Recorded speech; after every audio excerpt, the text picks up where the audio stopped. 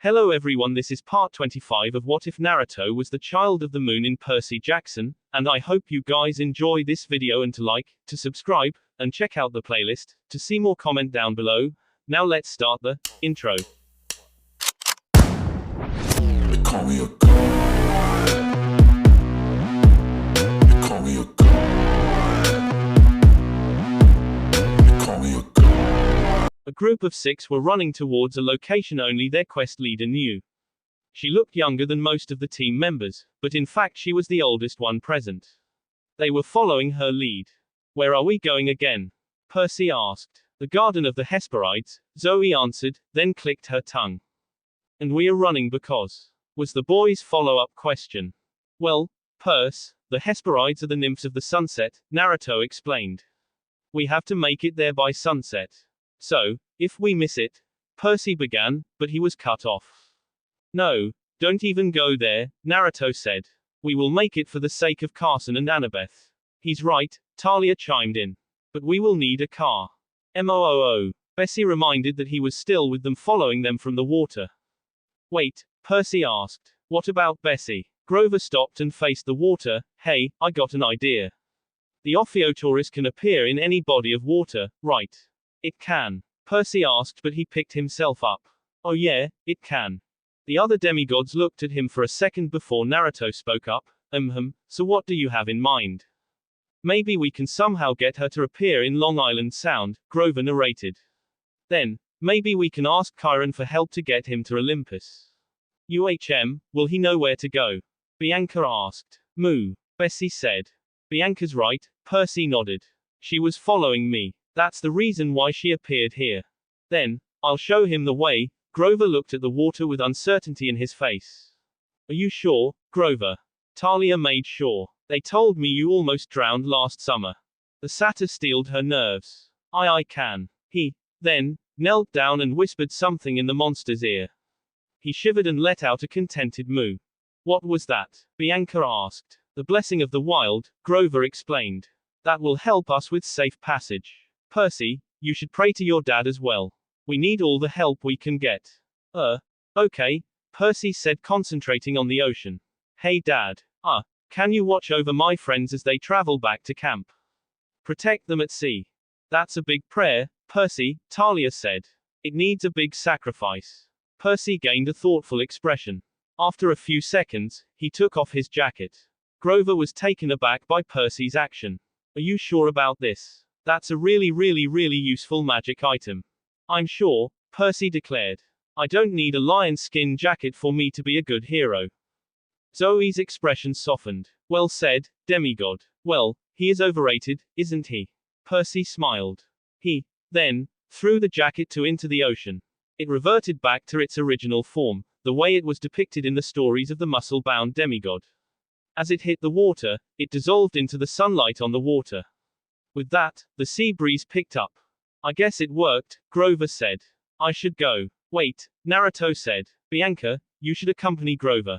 The fights are only getting fiercer. I don't want to take any chances. Besides, you have a figurine to give to Nico. You're right, the girl nodded. I don't think I'm ready for what's coming next. I'll see you all in Olympus. You guys be careful now, Talia said, giving Grover and Bianca hugs. Say hi to everyone for me. Naruto said, hugging the girl and high-fiving his best friend. Don't go drowning on us, Percy added as he did the same. Thanks guys, Bianca said. We'll make sure to get Bessie back to camp safe and sound. Yeah, you can leave it to us, Grover declared, and they both jumped into the water. The rest of the demigods watched as the Ophiotaurus lurched forward. Grover and Bianca seemed to be panicking as he picked up to incredible speed and began submerging underwater. Naruto knelt down and instructed Luna to meet them at camp with that awesome teleporting ability he has. He still didn't know if all dire wolves have that ability or just Luna. Man, he had a lot of questions about his world. Anyway, moving on, Naruto turned to his friends and said. That leaves us. How do we get to the garden? I don't suppose we can take a cab. Percy offered. Zoe shook her head. We cannot involve the mortals in this one. It would be too dangerous. Then we could, borrow a car. Talia suggested. I don't think that's a good idea, Percy said. That would be stealing, unless we know someone who could lend us a car. They were silent for a moment. None of them had any contacts in the area since no demigod in their right mind would want to live in this city. It was then that a look of realization fell onto Naruto and Talia's face. Didn't you say Uncle Frederick moved here? Naruto said. Yes, Talia answered. I got his address here somewhere. Wait, who's Uncle Frederick? Percy asked. Talia finished digging into her pockets. She brought out a crumpled piece of paper and held it up. He's Annabeth's dad. Chase residence. Naruto missed the move. When he returned after training with Jiraiya and Fukusaku, he was surprised when he learned that Frederick and his family had moved into San Francisco no less.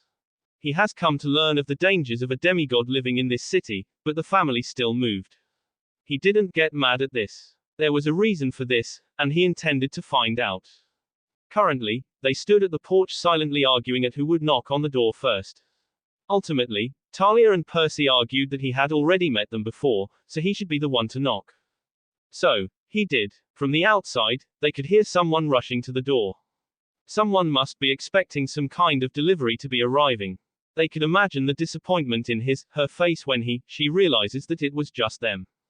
After a little wait, the door opened revealing Dr. Chase, the way Naruto remembered, except he was wearing an old-fashioned aviator's cap complete with goggles. His stubble had started growing out, like he hadn't shaved in a couple of days, and his shirt was buttoned wrong. From the way Percy had seen him, he could tell why Athena had gained the wisdom goddess's favor. He was indeed an academic engrossed in his work, maybe a little too much. Hello. Oh, Naruto, he greeted. I don't suppose you are here to deliver my airplanes.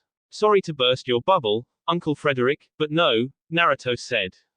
Drat. I needed 3 more Sopwith camels, he said, causing the others looked at each other confusion.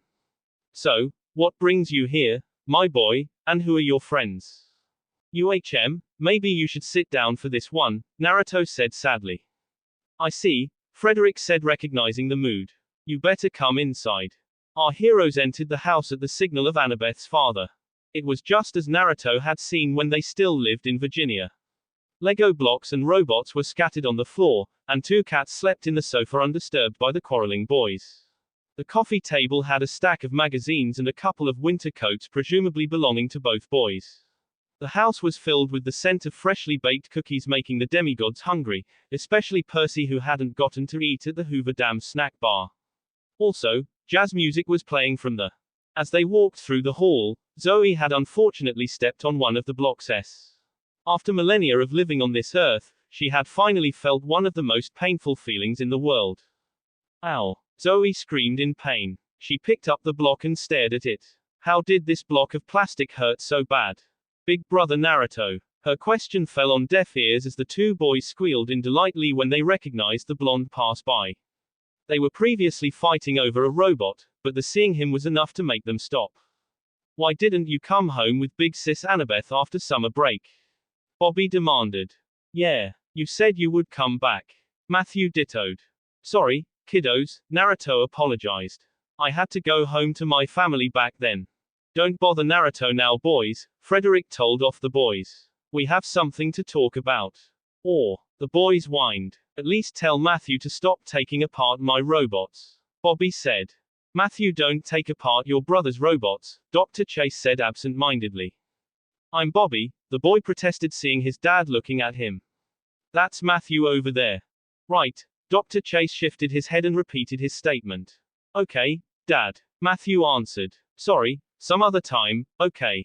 Naruto knelt down to the boy's level and promised. Honey, a woman's voice called out from the kitchen. She appeared in the living room wiping her hands on a dish towel. Oh, Naruto, I see you're here. Who are your friends? Hey, Auntie Anya. Naruto greeted. One by one, the others introduced themselves. So, what brings you kids here? She asked. They have some bad news, honey, it was Dr. Chase who answered. Oh my, her voice said worriedly. I hope it isn't about Annabeth.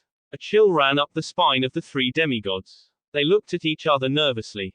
That was exactly why they came here. You better talk in your study, then, she sent him off. I will bring up with food and drinks shortly. Thanks, Auntie. Naruto said. I can't believe I can taste your cooking again.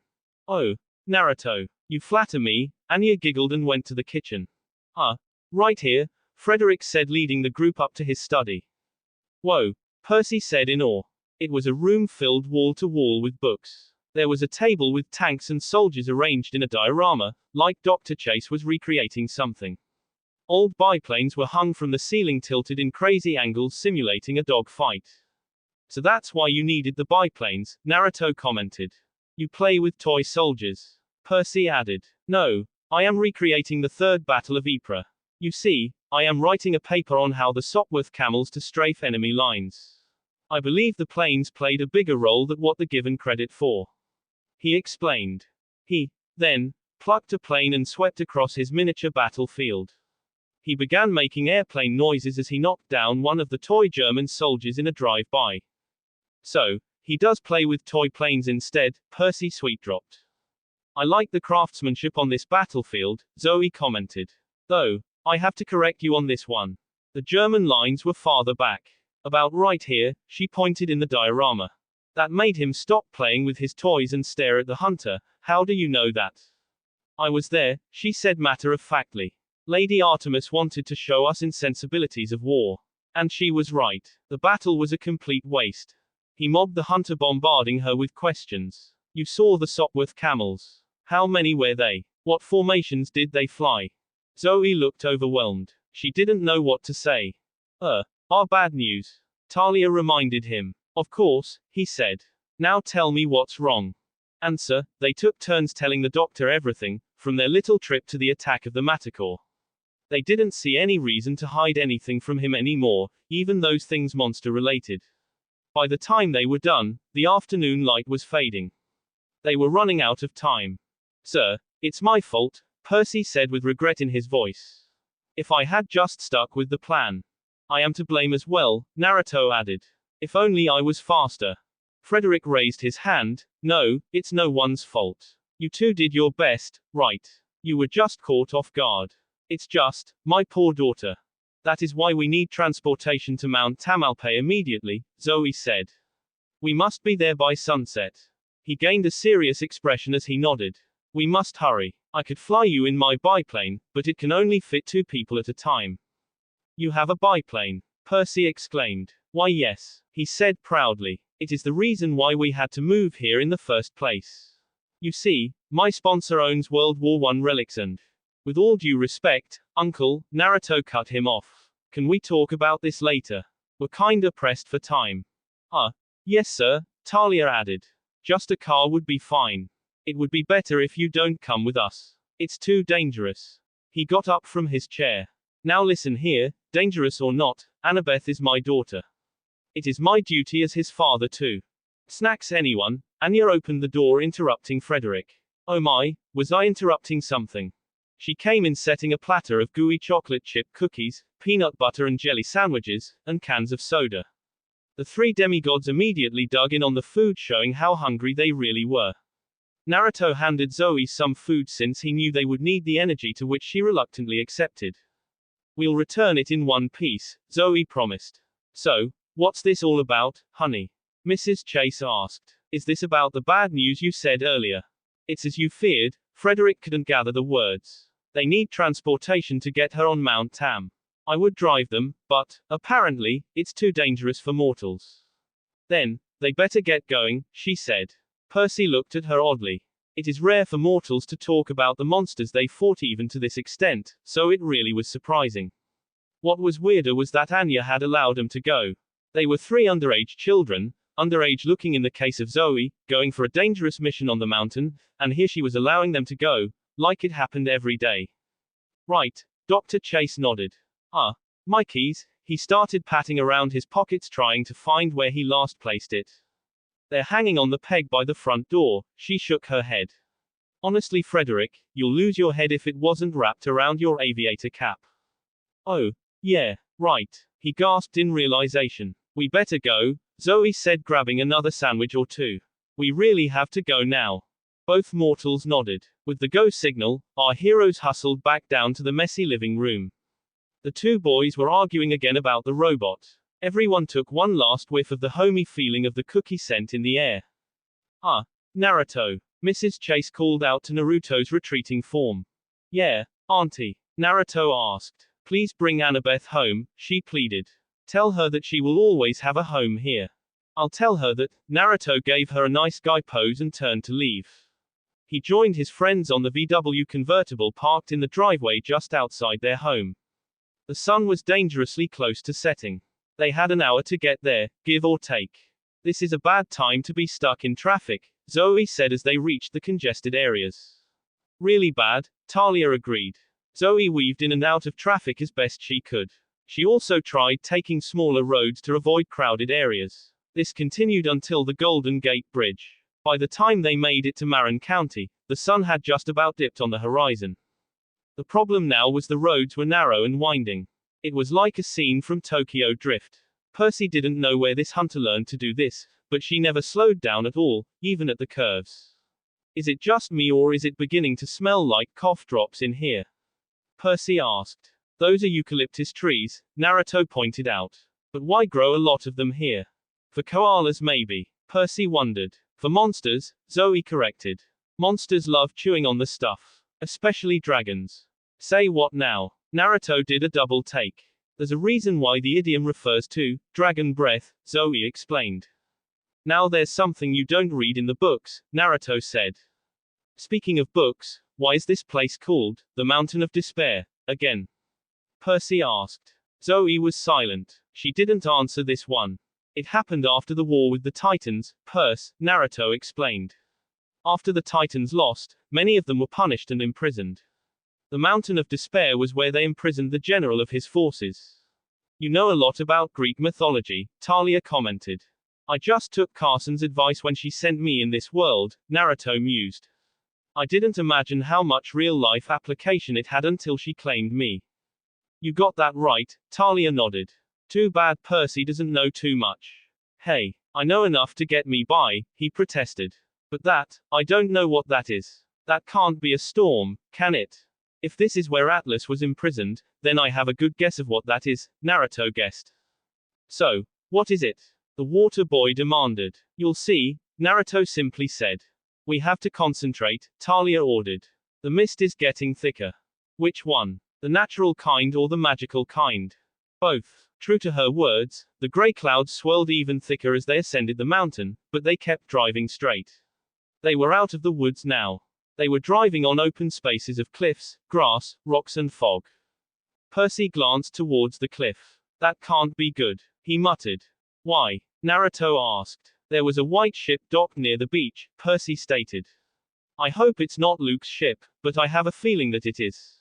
One thing is for sure, Zoe finally spoke. We will encounter resistance from Kronos' army. Naruto wanted to say something, but he felt a familiar feeling. After watching Sasuke fight Gaara with his teacher's jutsu and getting stabbed by the same jutsu in the Valley of End, he knew what was coming next. Zoe and Talia seemed to feel the same thing too, because Talia screamed for the driver and the driver slammed on the brakes. The VW spun twice before coming to a stop at the edge of a cliff. Everyone, get out now. Talia ordered, to which her friends obliged. Boom. The second they exited the car and rolled as far away as possible from the car, lightning flashed and blew up the Volkswagen, causing it to explode like a canary yellow grenade. So much for the promise, Naruto said. I'm sure glad we didn't bring anyone else here. Right beside him, Talia clenched her fist and tightened her jaw. Raising her head to the sky, she yelled, Thanks a lot, Dad. One shall perish by a parent's hand. HMPH, so this is how it's going to be. Hey, Naruto calmed the girl down. We don't know it's him yet. Who else could it be? Talia demanded. Who else could use lightning like that? I don't know, Naruto answered. I have a really good guess on who it was, but I don't want to say his name here. Considering what he did to the car, we should be careful about spouting names. Do not worry, though, he calmed the girl down with a pat on the head. I always got your back, okay? Talia stared at the boy. She figured that she would have grabbed the opportunity if this boy wasn't there to strengthen her resolve. She returned the smile, thank you. Hey, has anyone seen Zoe? Percy asked, breaking the mood. She's not here, Naruto said back. Zoe. Percy was about to call out, but the hunter yanked his arm. Fool. You don't want to wake the dragon, Zoe berated him. Wait, did you say dragon? Percy asked. Yes, the dragon that guards the tree bearing the apples of immortality, Zoe explained. We are very close. Follow me. She walked into the fog and disappeared. Concentrate on her, Talia advised as she entered the same fog. Come on, Percy, Naruto called out and followed suit. But, he tried to argue but decided to follow in the end. They walked for a while with zero visibility. The only sign that they were going the right way was Zoe's back that was right in front of them. When they broke through the mist, they found that they were still in the side of the mountain. There was a dirt road in front of them surrounded by tall grass on either side. They saw that the summit was closer to them now, and the only way there was the dirt road. Storm clouds swirled around the destination. Even Percy could sense the raw power that was being emitted from the location. On their way to the top, Zoe turned to them and said, Listen. Whatever thou will hear from here on out, just know that I am sorry for withholding this information. It's all right, Naruto spoke up. You can tell us all about it after this is all over. Zoe smiled. And with that, they entered the garden. Anyone who would see the view on the inside would be awestruck by what lay in front of them. It would be the most beautiful view you would ever see if it wasn't for the enormous dragon. Everything all around them seemed to be glowing a silver in the evening light. There were also stepping stones that led up a 5-story apple tree with literal golden apples on every bough. From where they stood, they could still smell the fragrance emanating from the fruits. Although, the fragrance mixed with the worst kind of dragon breath you would ever smell. And there's the tree, Talia said. I never thought I would see this tree in person, Naruto said. I wonder what it would take to take an apple, Percy wondered aloud. You would have to be incredibly fast, strong, or stupid, Talia said. I don't know about strong, Percy stated. Hercules almost died fighting him. How did you know that? Talia asked. I saw it a dream, I think. Percy answered, trying to think where he found it. Hey, it's worth a shot. Naruto clicked his pen, revealing his forest green kunai. Do not engage him, Zoe said-eyed the snoozing beast. He will kill you. The size difference that the dragon they had at camp was a dwarf compared to this one. It had a body as thick as a booster rocket glinting with coppery scales. Several of its heads were sprawled on the ground, all curled together like spaghetti in one large mound. Then, in front of them, the shadows stirred. The eerie singing that they were hearing from the outside of the garden seemed to get louder. Percy's hand moved to draw his sword and Naruto readied for a fight, but Zoe stopped them. From the shadows emerged 4 young women who looked exactly like Zoe. I'm telling you, it was like she did a shadow clone jutsu. The only difference was, while Zoe was wearing her hunter's attire, the other, Zoe's, wore white Greek chitons. The skin was caramel colored. Silky black hair tumbled loose behind. Naruto hadn't thought about it before. Seeing Zoe's faces on these 4 girls made him realize that Zoe was gorgeous even if she tried to dress modestly in her hunting gear. He then thought back to Zoe's story on the canoes. He remembered how she told the story, like it was from a first-person perspective, like it was at his close to home. Hey, Zoe, don't tell me you're related to them. Naruto asked. She didn't heed the question. Instead, she looked to the 4 girls like a prodigal daughter who had finally come home. Long time no see, sisters, she said, confirming Naruto's suspicions.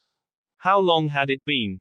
There they stood, 3 demigods and a hunter facing off against 4 Hesperides. There was also a multi-headed dragon in the background, the guardian of the apples of immortality. Sisters, Zoe regarded them. This certainly shocked the demigods of the quest. They knew that Zoe was old, but they didn't expect to see her heritage. Nevertheless, they shoved this new information to the back of their heads. This wasn't important for the time being. Zoe did promise to clarify everything after this was all over. And good thing too, because we do not see a sister, one of the girls said coldly. We see 3 half-bloods and a hunter. All of whom shall die. Not on our watch, Naruto declared. Yeah, no one is going to die. Percy added. Ah, the son of this hunter's mistress. Tales of your feats have spread far and wide in this world, the lead girl studied the demigods. I see you've come to retrieve your mother. Sadly, your heroism must end here. You shall be another weapon at the disposal. And Perseus Jackson, they turned to the son of the sea god. You aren't a threat at all. Who said I was a threat? Percy answered to the mention of his name. They fear thee. The first one turned towards the mountain. They are unhappy that this one hasn't killed thee yet. She pointed at Talia. As much as I want to sometimes, I'll have to pass. Talia waved her off. He is my friend. There are no friends here, daughter of Zeus, she said. Only enemies. Go back now. We aren't leaving until we are all together. Naruto countered. That means Annabeth and Artemis. Percy added. Artemis must be freed. Let us pass, Zoe agreed. You wish to proceed despite knowing that you will die by his hand, the girl said. You are no match for him. Move. Naruto stepped forward, not wanting to continue the conversation anymore. Leave now. None of thee have rights here. The girl matched the blonde's voice. We only have to raise our voice and you shall meet your ends. Not necessarily, Zoe countered with full confidence. I was once a Hesperid. He will not hurt me. Oh, even if thou are right, what about thy so-called friends? They will surely perish. Zoe looked to the dragon and threw all rationality out of the window. She did the last thing that a level-headed lieutenant of the hunt would do. She raised her voice and yelled, Ladin. Wake. Are you mad? Zoe's sisters yelped. They scattered after that. The quest-goers watched as the sleeping dragon stirred, its scales glittering in the moonlight like a mountain of pennies. That is your problem, dear sisters, Zoe said, watching her sister's retreating form. You lack courage. Turning back to the dragon, she walked forward with her hands raised. Ladin was now writhing now. All 100 of its heads whipped around and 100 tongues flickered as if trying to taste the air. Zoe, don't. Talia warned her teammate. He might not remember you anymore. It's okay, he is trained to protect the tree. Zoe said, but it sounded like she wasn't sure of herself. As long as he sees me as the bigger threat, you can safely skirt the edges of the garden. But, Naruto tried to protest, but his older sister figure reassured him. Trust me, she said. It is the only way. We cannot hope to stand a chance against him even with 3 of us. Naruto opened his mouth to argue, but Talia dragged him to take the right while Percy took the left. Zoe smiled at the looming threat in front of her. It is me, my little dragon. Ladin's countless heads hissed as the hunter approached him. Percy looked like he wanted to puke at the dragon's breath. It was 100 times worse up close. He figured that the eucalyptus leaves did nothing to remedy the stench. It was so appalling that the demigods were close to teary-eyed as they snuck around the dragon. Naruto looked to Zoe with worry, but her plan seemed to be working. Ladin shifted forward, unsure what to make of the hunter in front of him. Some of them heads hissed while the others eyed Zoe in confusion. Meanwhile, her sisters shimmered and returned to hide in the shadows. Fool, the eldest one whispered. Do thee remember? I used to feed thee by hand, Zoe said, approaching the tree. Do you still like lamb meat? The 3 were halfway around the garden. They were close, but something went wrong. Something in the dragon snapped. Naruto didn't know what happened, but Ladin suddenly lunged at her. Thanks to 200 years of training in the hunt, her reflexes were enough to keep her alive. Despite how many heads snapped at her, she tumbled and weaved through the heads while visibly gagging at the monster's horrible breath. In that distracted moment, one of the heads decided to snap at her. Zoe braced for the bite, but the blow never came. She opened her eyes to see the blonde shinobi kicking away the head before it could hit her. Hands off my sister or you're dead meat, Naruto yelled as he landed. His pants sleeve hissed, probably from the acid or from Kurama healing the damage from the corrosive acid breath. Are you mad? Zoe scolded the blonde. I told you, you don't stand a chance. Go, Naruto ordered. I won't engage. He drew a bunch of kunai from his holster and scattered them around the area. He raised his hands to the dragon challengingly. Ladin roared at the provocation and snapped at him all at once. Hey, you missed. Naruto's voice came out of nowhere, flipping a kunai in his hand. The dragon blew fire at the spot, engulfing the spot where the blonde used to be, but he was once again not there. He was running circles around the beast. Over here, Naruto's voice chimed from the tree. He was standing upside down on a branch with an apple on his hand. The dragon roared and lunged at him, but he was too late. Naruto had already disappeared. Puff puff puff. Just then, few dozen clouds of smoke went off all around the dragon. It turned out some of the kunai Naruto had scattered were his clones disguised as the knives. You're mine. The Naruto clones yelled as they formed blue spheres on each of their hands. Ladin shuffled over to the tree and stood protectively over it. He stood guard bravely despite the attacks that were coming straight for him. The Naruto clones saw this and one by one, the clones deactivated their attacks. This allowed the dragon to snap at the clones that were out for his heads until there was nothing left.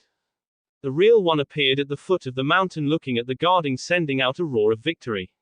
He gave a look at the golden apple in his hands. This feels a lot smaller than it's supposed to be, Naruto muttered to himself. With one last look at the dragon, he began his trek up the mountain to follow his friends. With the others, Zoe ran up the mountain leaving the eerie singing of her sisters. For regular mortals, the song would have sounded divine, but after the altercation with Ladin, it now sounded like a funeral march to the quest-goers. She ran up catching up with Percy and Talia who were panting from their own trek. "Where's Naruto?" Talia demanded as soon as she saw the lieutenant alone without any trace of the blonde. "He held off the dragon as I escaped," Zoe said looking back down towards the garden. "He did what?" Talia said, forcing herself through Percy and Talia who held her back. "Let me go. He needs our help. Now. There's nothing we can do," Zoe said calmly. "We just have to believe in him." But Talia wanted to say more, but a familiar hand patted her on the back. "Yo." Naruto greeted with a salute on his head. Talia stopped resisting and she turned along with her two companions. "How did you?" Zoe asked with wide eyes. "Did you destroy the dragon?" "Well, I planned to, but I decided not to," Naruto answered. "Why didn't you?" Percy asked. "More importantly, could you?" Naruto shrugged. "I dunno. I probably couldn't the way I am now. Hercules couldn't after all. Anyway, that was still crazy of you," Percy chuckled. Talia walked up to the blonde and socked him on the arm, earning a cry. "Ow," he yelled. "Hey Talia. I'm back." She wasn't impressed by what Naruto said. She continued to glare at the blonde. Okay, I'm sorry for doing something stupid like that," Naruto said, closing his eyes to brace for another hit. "You can hit me again for being stupid." The blow never came. He instead felt arms wrap around him. He opened his eyes to see Talia sniffling on his shoulder. "You idiot," Talia scolded. "If you were going to fight, we stand more of a chance if we fought together." "I didn't want you girls to get hurt," Naruto said softly. "And you? What if you got hurt or worse?" Talia's voice trailed off. "It will take more than an overgrown dragon to kill me," Naruto shrugged. "Besides." He raised his prize and showed it to the group, causing them to widen their eyes again. "You did it. You snatched a golden apple," Talia said in shock. Naruto tossed it the air and caught it with ease. "Sure did. I guess I can hold it over Luke's head or Hercules if we see him later on." Zoe tensed at the mention of the latter's name. "That is good and all, but we still have a quest to continue." "Right," Naruto said, getting serious now. "We better head up." Answer, they headed to the peak. They practically ran up the mountain, ignoring the fatigue that was already getting to them. At the top of the mountain, Talia and Percy were heaving from the run.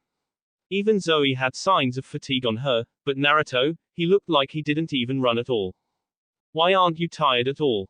Percy asked in between breaths. Naruto shrugged. "Talia should know this. You remember Bushy Brows, right? The guy in the bowl cut and the green spandex?" Talia asked. "Yep." Naruto nodded. "I trained with him basically all the time back then. He's got more stamina than me." "Look sharp everyone," Zoe said, getting their attention. "We are here." Everyone turned to look at what Zoe was referring to. "The ruins of Mount Othries," Talia said in awe. "Yes," Zoe nodded. "It was not here before. This is bad." "The Mountain of the Titans, right?" Percy asked. "Yes, it's the one Zeus blasted to pieces in the First Titan War," Naruto explained. Right," Percy said. "The question now is, why is it here?" Naruto asked. No one answered his question. None of them knew. What was for sure was they were in for a fight in the coming hours. A few yards ahead of them, the gray funnel of clouds was much closer than when they saw as they started to climb. The clouds swirled in a vortex that almost touched the mountain. At the end of the vortex, at the very bottom, there was Artemis in her 12-year-old form. Her legs were bound to rock on either side with celestial bronze chains. She seemed to be struggling from an invisible force. This was it. It was what Naruto had seen in his nightmare back at camp. It was the same cavern that he had seen Annabeth hold something up, followed by his mom. He was expecting them to be holding up the roof of the cavern. They held up the roof of the sky. Mom! My lady! Naruto and Zoe yelled as they rushed forward. No, get back. Artemis stopped them. You must leave now. This is a trap. She looked at them, the fatigue evident on her face. Her voice was strained and her body was beaded with sweat. Whatever she was holding up, she was struggling to hold it up. Ah, how touching, a booming voice ruined the moment. The sun and the lieutenant have come to the aid of the fallen goddess. Too bad you will not succeed. The owner of the voice revealed himself. He stood behind the group in a brown silk suit. Flanking on either side of him was Luke and Sasuke. Luke held Annabeth, gagged, bound and held at sword point. Sasuke stood there not caring what was happening around him. He was only staring at one person, Naruto. Behind the three, there was a small squad of Dracaini holding a golden sarcophagus. Yujiro Tonkachi, Sasuke regarded his friend. Sasuke, Naruto said. What are you doing with them? Aren't you with Orochimaru? That man has served his purpose for me, Sasuke answered. He is no longer of use for me. The Titan chuckled. I do not approve of this boy's methods, but this one insists we still need him. Lord Kronos requires his assistance to combat Naruto if he continues to be a thorn on his side, Luke clarified. For some reason, he looked a little worse for wear. Luke, Talia snarled at his as soon as the son of Hermes spoke. Let her go. That is not for me to decide, Luke smiled weakly. But it is nice to see you again. Talia spat. After all they've been through, she couldn't believe he would do this to Annabeth no less. HMPH, the general scoffed. So much for old friends. And Zoe, I see you have returned home, my little traitor. I hope you have enjoyed your life running around with this goddess's pathetic Girl Scouts, because none of you are leaving this mountain alive. And I will start with you. You're not hurting her. Percy spat back. We are all leaving this mountain alive. The general sneered. Stay out of this, demigod. This is a family matter. The demigods turned to Zoe. It was one revelation after another. The gears spun in their heads trying to make the connection. The hunter was related to the Hesperides, and Atlas was there. Yes, Zoe confirmed bleakly. He is my father. The demigods studied Zoe and back at the general. Now that they mentioned it, they could see the family resemblance. They could see where Zoe got her regal expression, except it looked 1,000 times more evil on the Titan. Let her go, Zoe demanded. Atlas walked to his old prison that the moon goddess now held. Perhaps you would like to take the burden from her. Naruto opened his mouth to speak, but his mother beat him to it. Even Zoe was silent on the matter. She seemed to be considering this. No, Naruto. Zoe, I forbid the both of you. Artemis said. Atlas smirked and knelt next to her to caress her face. This action caused Naruto to grit his teeth and clench his fist tightly. Artemis though snapped at the Titan like a piranha, almost biting a finger off. The Titan chuckled. Are a feisty on, aren't you? You see, little ants, Artemis likes her new job. Perhaps. At this point, Naruto's anger was at a boiling point. He couldn't stand looking at his friend bound and gagged, and his mother struggling on the bastard's punishment. He rushed forward with his hand cocked back and his hand forming demonic red energy. Naruto, wait, Talia warned, but her words fell to deaf ears as Naruto was already ready to slam his fist on the Titan. His little outburst kicked up dust, obscuring him from the view. When the dust cloud settled, Atlas sneered at the two boys in front of him. You did not have to do that, boy. This puny demigod does not hold a candle to me. He has business with me, Sasuke said, completing the first state of his curse mark. It was necessary. Sasuke, move. Naruto growled in the demonic voice of the Nine Tails. Or I will rip you to shreds. Oh, please, Sasuke flared his Sharingan. You stand a chance against me in that state. What's going to change now? Wings started to form on Sasuke's back and slammed down on the blonde. Fortunately for Naruto, he was fast enough to jump up in the air. You're not getting away, Sasuke said as he disappeared and reappeared behind the blonde. Kage Buyo, Naruto muttered as he glanced at the Uchiha behind him. He tensed and the red chakra surrounding his expanded in an attempt to damage his opponent. Sasuke, though, was smart. He used his wings as a shield protecting him from the attack. When the attack died down, he began a counterattack with a barrage kicks which the blonde blocked successfully, but it turned out those were traps. Sasuke provoked his with them so he wouldn't notice the descent. When they were close to the ground, he inevitably sent one final kick to the stomach, causing Naruto to spit up a wad of spit and blood. Shashi Renden. Sasuke cried out the name of his attack. You disappoint me, Naruto, he said as he watched the blonde get up. Is that all you've got? You haven't changed at all. You are still the same old idiot. Isn't that right, Yujiro Tonkachi? Naruto got up to his feet, his stomach steaming as the acidic red chakra started to repair the damage. Shut up. I'm not here to fight you. I'm here to save my mother. You think I will let you? Sasuke scoffed. You will have to go through me. Fine then, Naruto said.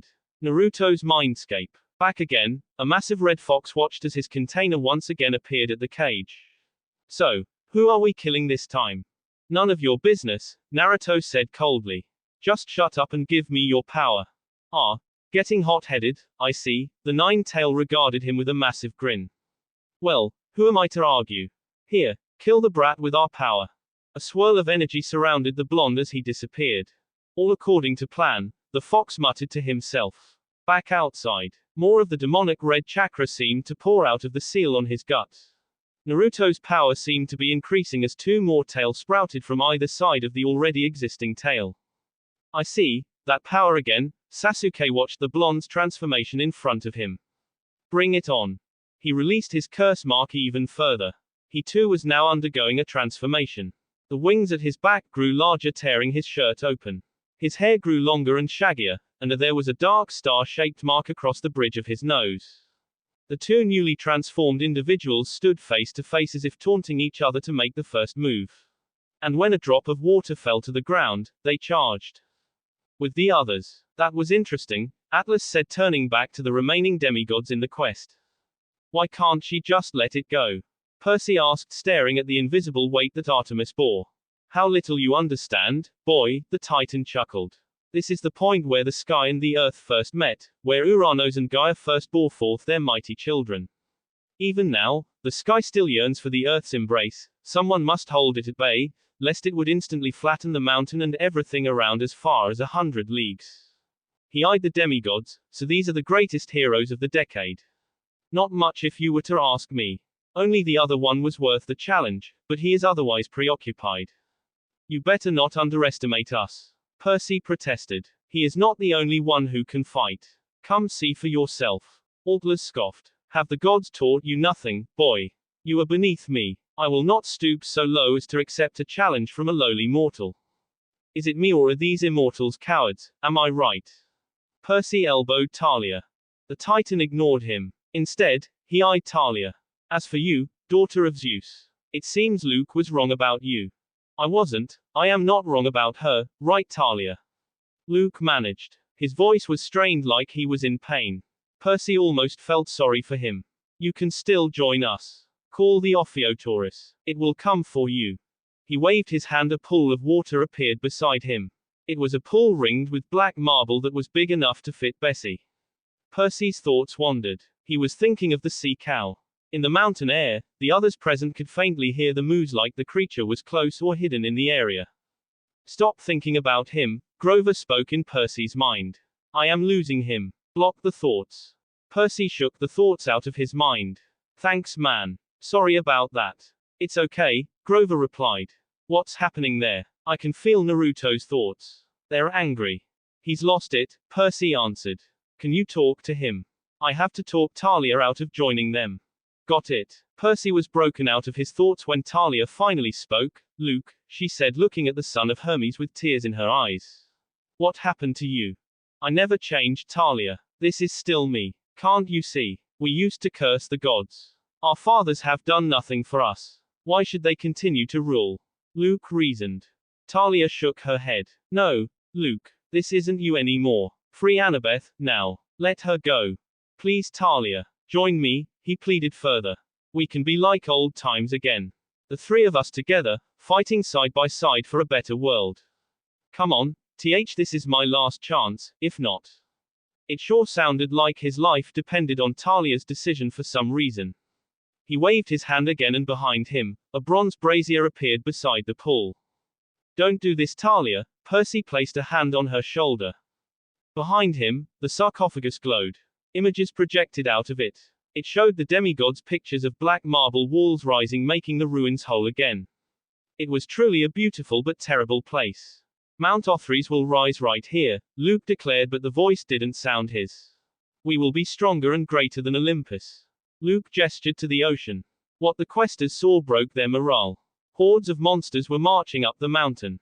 Any monster that you could think of, they were there. Drachyni, Laestrygonians, Harpies, Hellhounds, you name it. They're even monsters that Percy didn't recognize, they were there. This is only a taste of what is to come. Luke said, as you can see, there is no hope for you of winning this war. We will soon be ready to story the camp, and after that Olympus itself. All we are waiting for is you. Talia stared at Luke longingly. She was gazing at Luke as if mourning for what his old friend had become. You know we're here for you, right? Percy said, eyeing her friend. Naruto would go on a rampage if you were to join them. Don't listen to him. Luke countered. I don't want him to destroy you. Talia continued staring at Luke. She may have been on the brink of switching sides, but then she heard Naruto's voice in her head. You know I'm here for you, right? I never go back on my word. Rameeen. Talia smiled, feeling the warmth of Naruto's smile in her thoughts. Thank you guys, she muttered. Don't mention it, Percy returned her smile. That's what friends are for. You know we can't let Naruto have all the fun, right? Talia smirked, finally stealing her nerves. On 3. They both counted down in their heads. When their timer ran out, the 3 of them charged. On the peak of a mountain found on the western side of the United States, 2 battles raged. One was a battle between 2 former friends and another was a battle to take back the goddess in chains. The 2 shinobi fought to get the upper hand. It was clear that the Uchiha won't let Naruto do what he pleases, despite how badly he wanted to help in the other battle and get his mother out of the chains as much as possible. Answer, he decided to take out his opponent first. It can't be helped. Naruto roared as he slammed his hands on the ground and made chakra arms erupt from the ground and grabbed Sasuke. The Uchiha was faster though. He somersaulted backward as the arms struggled to catch him. He jumped over the last attack and created a black chidori on his left hand and fell towards the blonde, ready to stab him. Naruto retracted the arms and formed a vermilion Rasengan on his right hand and charged to meet the attack. The attacks collided and created a massive explosion way bigger than what they created when they were younger. They were both sent back by the shockwave. Sasuke got on his feet and taunted, "Is that all you've got? I don't see why the Titan Lord would be interested in you." Shut up, Sasuke. Naruto growled as he did the same. Why are you working for them? That is none of your business, loser, Sasuke said. Just make this easier for the both of us and let yourself get captured. No, you know I can't do that, Naruto said, glaring at the young Uchiha. Why don't you go back to Konoha? I already told you. That village has nothing left to offer me, Sasuke countered. I seek power and they cannot give that to me. Then, it seems we are at an impasse, Naruto said, getting into a fighting stance. I will beat you right here and save my mother. You already failed once, Sasuke flared his dojutsu. What makes you think you will succeed this time? They charged together, meeting in the middle. Their fists collided, pushing each other back. As they continued to exchange blows, Grover's voice rang through Naruto's mind. Naruto, what's wrong? I can read your feelings through the empathy link. Why are you so angry? Naruto kicked Sasuke away and answered his friend. It's Sasuke. He's keeping me from saving my mother. This isn't like you, Naruto. You never let your feelings get to you in battle, Grover reasoned.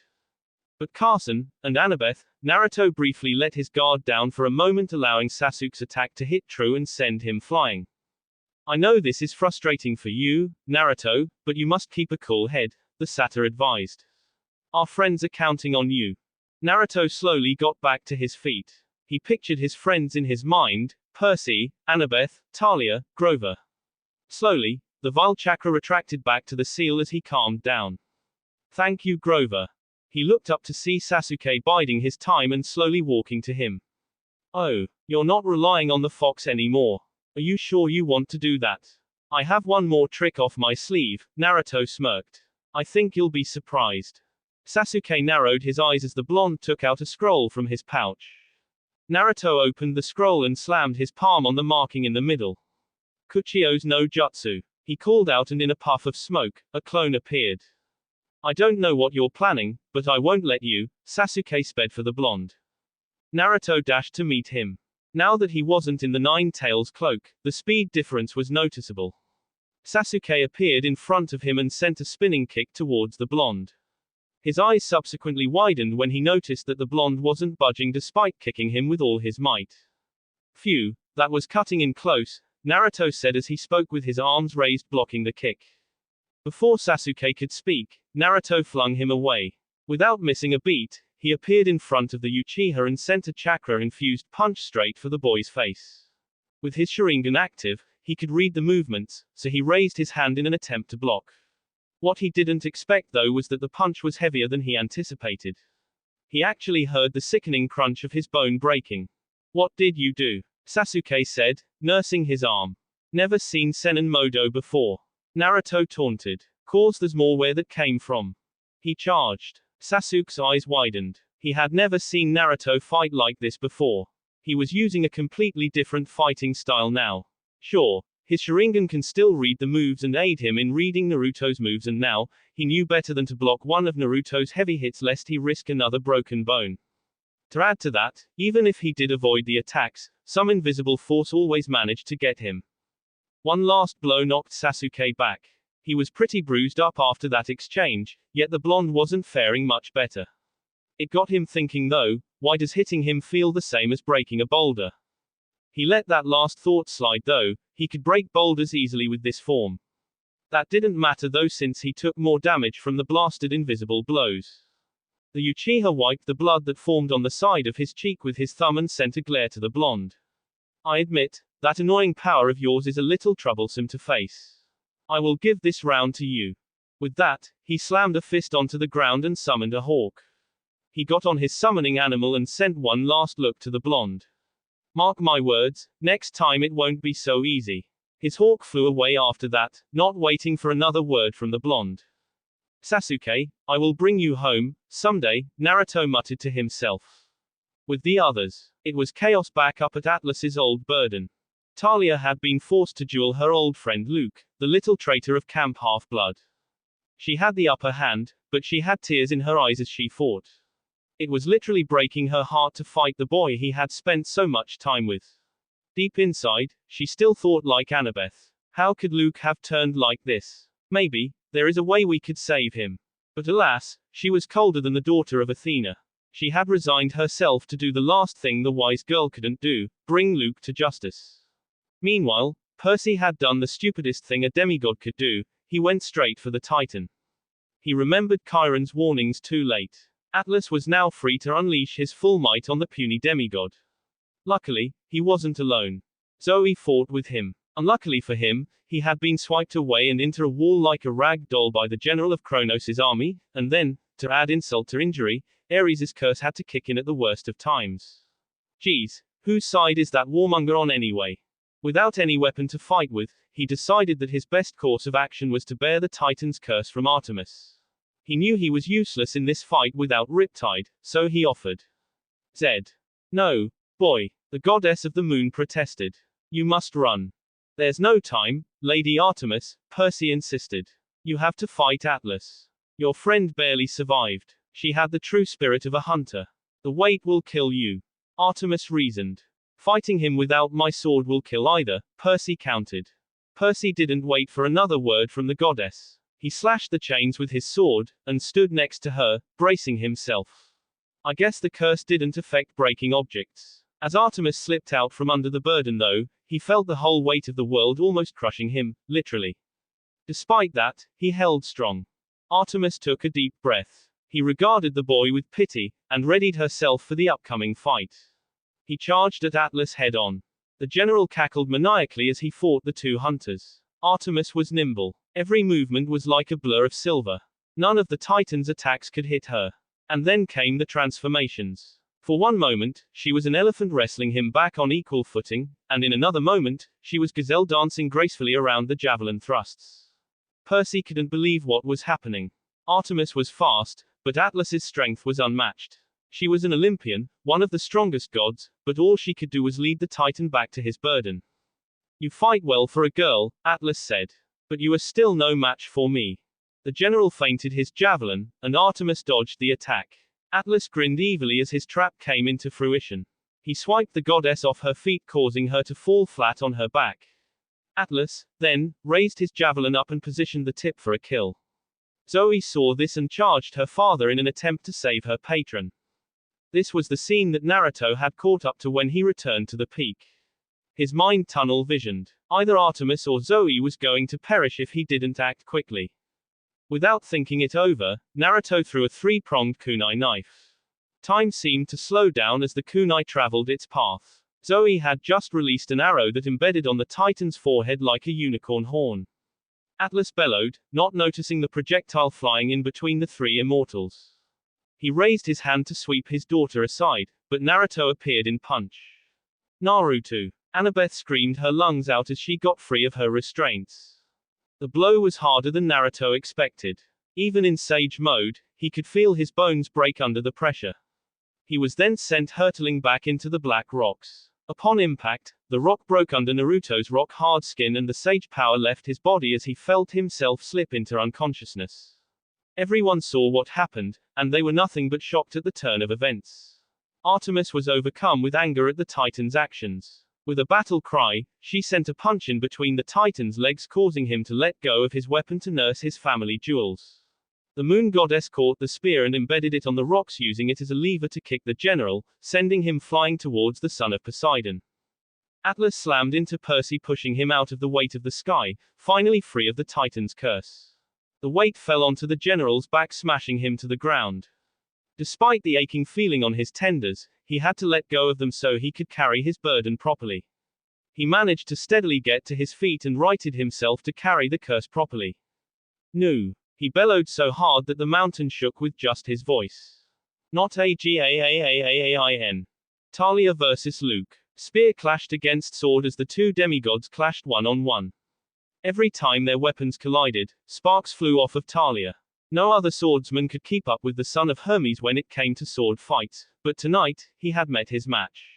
He winced every time their weapons met, as Talia pressed him. She continued to press with her shield, and the son of Hermes wasn't immune to it either. What happened to you, Talia? Luke asked as he was getting pushed back by the daughter of Zeus. We were close, now why won't you work with me? You can't talk me out of this, Talia snapped back. Now, yield. You could never beat once before. As you can see, a lot has changed, Luke taunted him as he hid his uneasiness brought about by Aegis. They continued to fight, but still Luke couldn't get a hit in. It was like Talia wasn't stuck in limbo for years. She was in tip-top fighting form.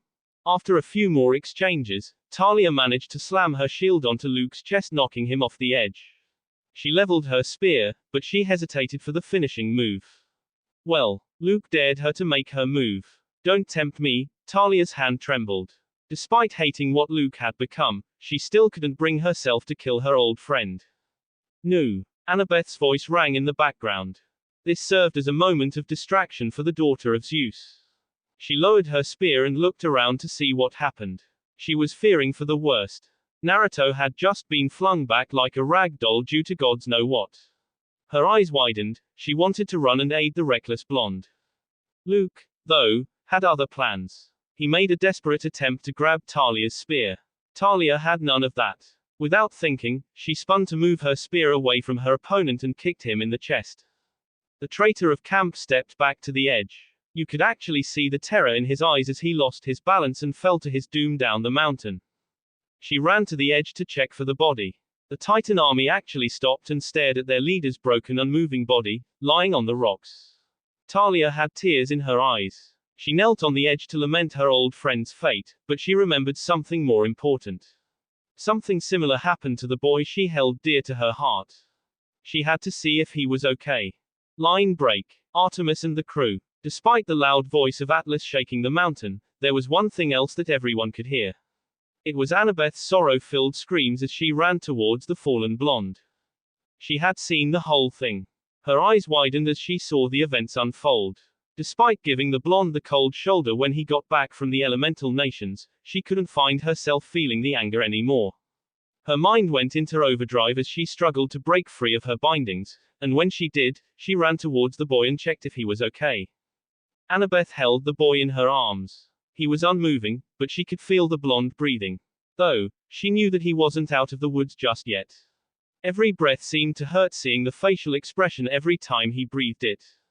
Naruto. She called for the blonde's name as she sobbed. Don't die on me, you idiot. Please. Talia came running and knelt on the other side of Naruto's limp body. She let out a sigh of relief seeing his chest rise. What happened? She asked. He took the blow that was meant for me, Zoe said, her voice actually sounding sorrowful. And you didn't stop him. Talia snapped at the lieutenant of the hunt, succumbing to her emotions. I did not ask for this boy to take the hit for me. Zoe's tone matched Talia's. Girls, this is not the time to be arguing like this, Artemis told the two ladies off. My son needs first aid now. Percy shook himself off the days he got from literally carrying the sky and dug into his pack. He handed the nectar and ambrosia to Annabeth, who promptly fed it to the blonde. Everyone watched with fingers crossed. They were hoping for the best. A few tense seconds later, his face relaxed and his body began to steam. Before they could even breathe out a sigh of relief, the Titan army had finally made it to the top of the mountain. They readied themselves for a fight.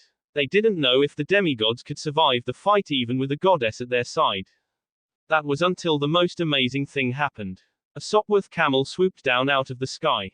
Get away from my daughter. It was Dr. Chase getting trigger happy, firing his machine guns that peppered the ground in front of the monsters. That caused panic within their ranks. A few of them scattered. Dad. Annabeth's eyes widened as she recognized the pilot's voice. Run. He called back as the plane swooped by again.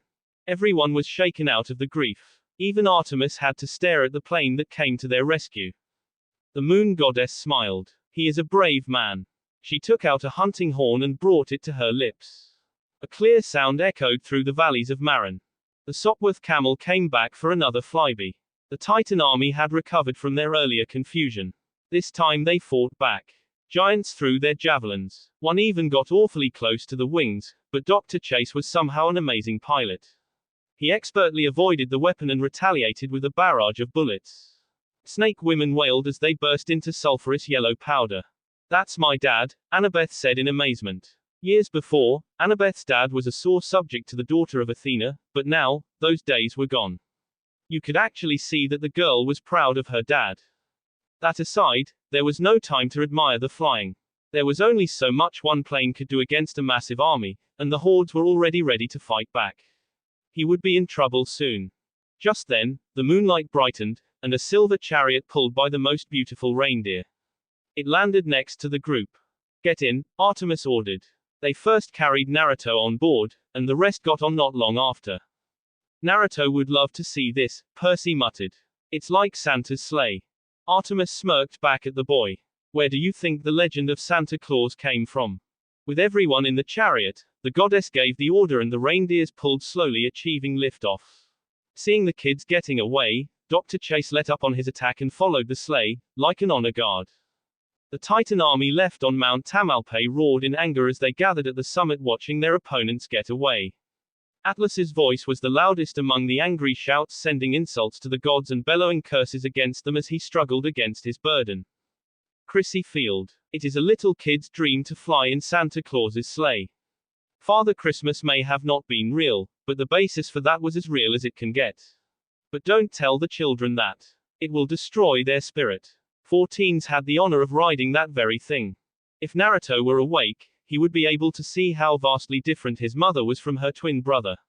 The god of the sun always sees to it that his sun chariot would take the form of every young adult's dream, the dream to drive a luxury car. Those that would appear in those Fast and Furious movies. The moon goddess, though, was the complete opposite. She preferred to keep it classic. Anyway, the sleigh touched down at the field just after nightfall. As soon as they landed, Annabeth momentarily left Naruto's side to wrap her dad in a huge hug. Dad, you were amazing. You shot them like, oh gods. That was the most amazing thing I have ever seen. The girl said, basically with stars in her eyes. Frederick blushed at the praise he was getting from his daughter. Not bad for a middle-aged mortal, I suppose. But the celestial bronze bullets, where did you get them? Annabeth gained a thoughtful look, remembering how her dad caused havoc amidst the enemy ranks. Well, I experimented on those weapons you left in Virginia, the ones you said you didn't need anymore, her dad explained. I wanted to see if I could melt them and turn them into celestial bronze bullets. I can see why Athena favored you, Artemis praised as well. I thank you for that. The professor bowed his head in gratitude, but he immediately gained a worried look as he remembered seeing the shinobi's limp form. More importantly, is Naruto okay? Zoe suddenly looked guilty. He was reckless, but he was brave. That blow was supposed to be for me. Percy panicked. He remembered the prophecy. Is he going to die? Oh, gods, what do I tell Mom? Relax, Artemis said calmly. He may have taken the blow, but he is not at all related to Atlas. I don't know how those old ladies would judge this. I hate to say this, but all we could do is wait. Talia smiled weakly as she nursed Naruto's hand. She turned to Zoe and said, hey, this may not be the time to say it, but you were right. He betrayed me in the end. I guess all men are. I will stop you right there. Zoe raised her hand. My eyes have opened as well. Not all men are alike. I guess I just closed my eyes and heart long ago after he. So, are we good now? Talia asked. Yes, we are, Zoe nodded. Artemis shook in anger. She was staring at the thunder and lightning that was brewing at the summit. Her form flickered slightly. That unnerved Percy. After all, one wrong move from the goddess could incinerate the mortals present. Now then, her expression softened as she looked at demigods. I must make haste to Olympus. The meeting is about to begin. Sadly, I will not be able to take you, but I will send help. The goddess knelt in front of Naruto and caressed her son's forehead. He stirred in his unconscious state at his mother's touch, but he didn't wake up. She looked back to the others present and said, will you girls look after him for me? We will, Lady Artemis, Annabeth bowed. Leave it to us, Talia added. Thank you, the goddess smiled. She boarded her chariot and said, I really must go now. After saying that, her form glowed. The mortals averted their eyes, and after a flash of silver, Artemis was gone. She was impressive, Dr. Chase commented. But I must say, I prefer Athena. Naturally, Percy smirked. Annabeth turned to her father and she couldn't decide what to tell him. Ultimately, she settled on telling him, I am sorry for worrying you, Dad. Shush, there, dear, Frederick comforted the girl. What is important is that you are safe. Honestly, I was worried sick when I learned of your disappearance, but there is nothing I can do, can I? It is part of the life of a half-blood. Dad. Annabeth was teary-eyed at her father's words. Annabeth wanted to say something else, but their moment was ruined by the beat of large wings flapping. What was that? Was Frederick's confused inquiry. His question was answered by the descent of 4 Pegasi from the fog. One of them was a familiar pure black while the others were pure white. Although, one of the white ones had a horn on her head reminiscent of the unicorns that you read about in fairy tales. The black horse whinnied as if saying something to Percy in particular. Hey, Blackjack, Percy replied to the whiny aloud. Tell me about it. It was tough without you. The horse gave a whiny in reply. Yeah, a titan knocked him out in the last fight, Percy said. He'll be fine. Blackjack regarded the others and whinnied. Nah, they're good. They're with me. So, could you get us to Olympus? Percy could have sworn Blackjack nodded in response. It was then that Dr. Chase turned on his fanboy mode. His eyes seemed to twinkle as he observed the winged horses closely. These are fascinating. Such maneuverability. How does the wingspan compensate for the weight of the horse's body? He took a step back and fingered his chin in thought. I wonder if these were present in the cavalry charges of Crimea. Annabeth couldn't help but facepalm, while Zoe chuckled at the professor's antics. Dad, Frederick's daughter interrupted. He blinked after hearing his daughter call out to him. He rubbed his head sheepishly and said, right sorry. His expression turned sad after that. Kneeling in front of his daughter, before you go, I just want you to know that I know how dangerous it is for half-bloods here, but you will still have a home in San Francisco. Thanks, Dad. I love you, Annabeth said as she hugged her father one more time. After saying the last goodbyes, they helped the girl get the shinobi Naruto on board Guido and Annabeth followed after propping him up from behind. The others mounted their own Pegasi. And with that, they soared into the sky leaving San Francisco behind them. That will be it for this video. If you want more, comment down below, like, subscribe. And see you guys later.